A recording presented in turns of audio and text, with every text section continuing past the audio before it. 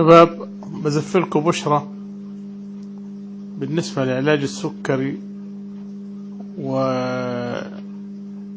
وتنشيط عمل الكلى. أنا صراحة جربته على نفسي وأختي جربته. شايف اللي هو عصير القرع الأخضر، بتقشروا حبة القرع، بتحطوها بخلاط الجزر وبتعصروها كل ليلة قبل النوم كاسة. والله أنا اتفاجأت إن السكر مستوى نزل عندي.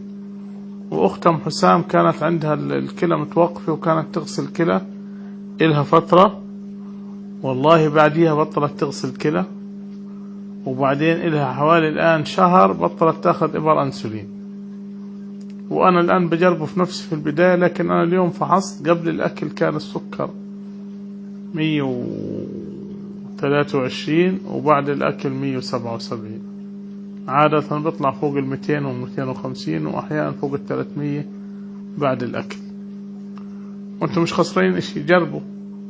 وبعدين طعمه مش عاطل، اللي هو عصير القرع الأخضر. تروحوا على السوق بتشتروا قرع أخضر مش قرع أصفر، تخلوا حريمكم تقشروا وتغسلوا كويس. واللي عنده عصارة جزر يعصر، ما عندوش يروح يشتري بعينه والله حقها 320 ريال، يشتري عصارة جزر ويعصره. وادعولي. وفي النهاية الشافي هو رب العالمين.